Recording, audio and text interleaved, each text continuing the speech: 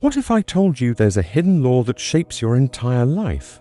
A law so powerful it literally creates your reality, yet it's not taught in any school. It's not physics or economics. It's something deeper, something ancient. The most successful people in history reportedly knew this secret. And by the end of this video, you will too. We'll uncover 3 huge secrets. First, how your thoughts aren't just thoughts, but actual things. Second, the single biggest mistake almost everyone makes when trying to change their life. And third, the simple technique that can turn your greatest wish into your current reality. But the truth behind how this all works is way more shocking than you can imagine. Let me show you exactly how it happens. In the early 20th century, a mysterious teacher named Neville Goddard started sharing a radical idea. He wasn't a scientist or a politician. He was a philosopher who taught that your imagination is God. He claimed that what you imagine with feeling, you will become. Neville said your inner world creates your outer world, not the other way around. Now, why does this matter to you today? Because we live in a world that constantly tells us we're victims of circumstance. Our jobs, our health, our relationships, they seem to happen asterisk to asterisk us. But what if they happen asterisk through asterisk us? Neville taught that the feeling of the wish fulfilled is the secret. It's not about just wanting something. It's about living in the feeling that you already have it. Here's a little surprise. Many people who heard him back then were just ordinary folks. They weren't millionaires or celebrities, but they used his techniques and reportedly achieved extraordinary things. They went from poverty to wealth, from sickness to health, from loneliness to love. Now here's where things get really interesting. Let's talk about the first major revelation. Your imagination is a creative force. It's not just daydreaming. Neville called it the real man, the part of you that shapes the world. Think about it. Every single thing ever built started as an idea, an image in someone's mind. The phone in your hand, the chair you're sitting on, the house you live in, all began as imagination. Neville took this one step further. He said that a vivid, sustained act of imagination is an actual creative act. For example, if you want a promotion at work, don't just hope for it. At night, before you sleep, imagine your boss congratulating you.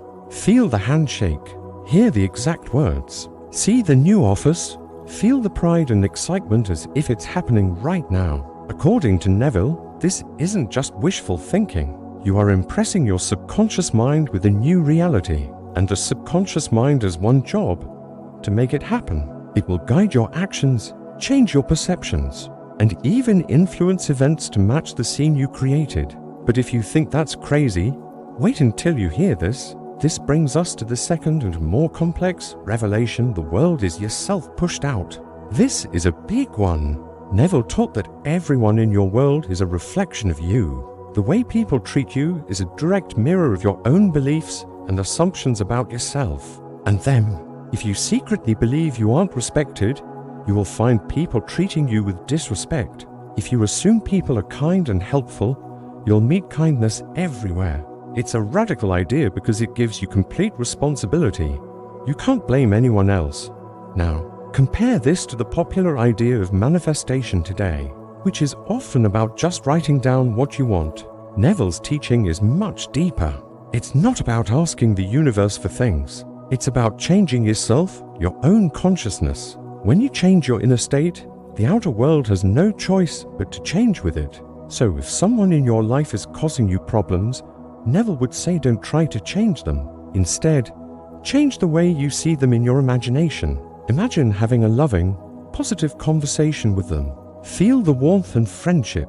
Do this consistently, and according to this law, the relationship will transform. This brings us to the most shocking discovery of all. The climax revelation is something Neville called living in the end. This is the key that unlocks everything. It's the one thing most people get wrong. They try to manifest something from a place of asterisk lack asterisk.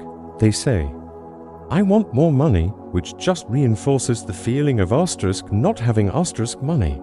Neville taught the exact opposite. You must assume the feeling of your wish already being a fact. You don't hope for it, you live from it. So, how do you do this? You don't walk around telling everyone you're a millionaire if you're not. It's an inner game. Throughout your day, you ask yourself, How would I feel if my dream were true right now? Would you be worried about bills? Or would you feel secure, generous and free? Then you adopt that feeling. You walk, talk and think from that state of fulfillment. All the previous dots connect here. Your imagination creates the scene of the wish fulfilled. The world reflects your new inner state. And living in the end is the engine that drives the whole process. It rewires your brain and your reality to match your assumption. So, what does all this mean for us today? The implications are huge. It means you are not a puppet of fate. You are the writer, director, and star of your own life's movie. The most immediate consequence is a feeling of empowerment. You don't have to wait for things to get better. You can start the process right now from within. A practical takeaway is to become incredibly mindful of your inner conversations. What are you telling yourself all day long? Are you replaying arguments and worries? Or are you living in the feeling of your dream come true? Your self-talk is a prayer that is always being answered. In the long term, this understanding can fundamentally change your relationship with challenges. Instead of seeing problems as obstacles, you see them as feedback, showing you what assumptions you're holding on to. You learn to revise the day, reimagining any negative event as you wish it had happened, neutralizing its power over you. Before we wrap up, there's one final thing you need to know. The final reveal is this: you don't have to work hard to make this happen. In fact, effort often works against you. Neville taught that the process should be effortless. It's about surrender. You create the scene in your imagination, feel it as real, and then you drop it. You go about your day with the quiet confidence that it is done. This is called the Sabbath state of rest. You don't keep digging up the seed to see if it's growing. You trust that the law is working. This ties back to our hook.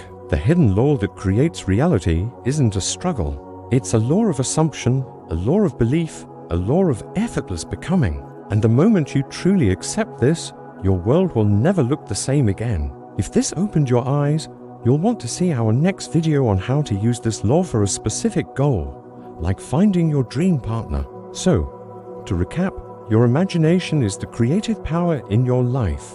The people and events around you are simply a mirror of your own inner state. And the real secret is to live in the feeling that your wish is already a reality. Don't hope for it, assume it. If this video helped you see your own power, please give it a like and subscribe for more content that can change your life. And here is a question for the comments. What is one assumption you're going to change about yourself starting today? I'd love to hear from you. Thanks for watching.